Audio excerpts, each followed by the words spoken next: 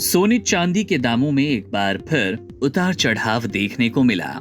India Boolean and jewellers association IBGA के मुताबिक 30 अक्टूबर को सोने की कीमत में बड़ी गिरावट दर्ज की गई।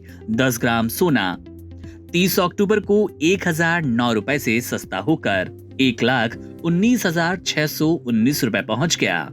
बुधवार को इसका भाव 1,20,628 रुपए प्रति 10 ग्राम था। यानी निवेशकों और खरीदारों के लिए 30 अक्टूबर का दिन थोड़ी राहत लेकर आया, क्योंकि पिछले कुछ हफ्तों में तेजी से बढ़ते सोने के दाम धीरे धीरे ठंडे पड़ रहे हैं। दूसरी ओर चांदी में हल्की तेजी देखने को मिली। चांदी 150 रुपए से बढ़कर 1,46,783 रुपए प्रति किलोग्राम हो गई।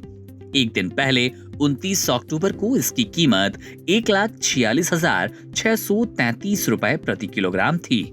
अगर हाल के रुझान पर नजर डालें तो अक्टूबर महीने के मध्य में सोना और चांदी दोनों ही अपने ऑल टाइम हाई स्तर पर थे। 17 अक्टूबर को सोना 1,30,874 रुपए प्रति 10 ग्राम के रिकॉर्ड स्तर पर पहुंचा, जबकि चांदी ने 1,71,275 रुपए प्रति किलोग्राम का उच्चतम स्तर छुआ। लेकिन अब ये तेजी थम चुकी है। बाजार में सुधार देखने को मिल रहा है। पिछले 13 दिनों में सोना 11,255 रुपए सस्ता हुआ, वहीं चांदी 24,492 रुपए तक गिर गई।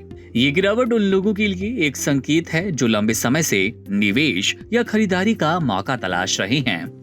IBGA के द्वारा जारी किए जाने वाले रेट्स में 3% GST, मेकिंग चार्ज और ज्वेलर्स का मार्जिन शामिल नहीं होता। इसलिए स्थानीय बाजारों में दुकानों पर सोने और चांदी की कीमतें इनसे कुछ ज्यादा या कम हो सकती हैं। यही दरें reserve bank of India sovereign gold bond के रेट तय करने के लिए इस्तेमाल करता है, और कई बैंक गोल्ड लोन के मूल्य निर्धारण में इन्हीं का आधार लेते हैं। यानी कि IBGA के रेट पूरे देश के लिए एक तरह से मानक कीमतें मानी जाती है। अब सवाल ये उठता है कि मौजूदा गिरावट के बाद क्या ये सोना खरीदने का सही वक्त है?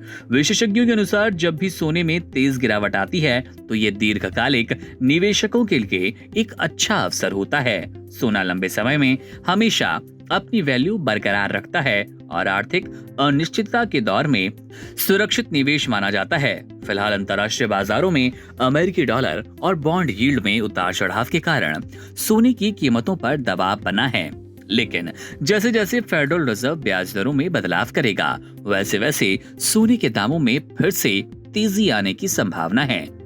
इसलिए अगर आप शादी के सीजन में सोना खरीदने की योजना बना रहे हैं तो मौजूदा रेट्स पर खरीदारी लाभदायक होगी, खासकर उन लोगों के लिए जो लंबे वक्त के लिए निवेश करना चाहते हैं। ये गिरावट का एक सुनहरा मौका होगा। हालांकि जो लोग अल्पकालिक मुनाफा चाहते हैं उन्हें कुछ दिन और रुकना चाहिए, क्योंकि बाजार में अभी और उतार चढ़ाव संभव है। कुल मिलाकर सोने में आई ये गिरावट आम खरीदारों के लिए राहत लेकर आई और निवेशकों के लिए रणनीतिक अवसर के रूप में इसे देखा जा रहा है।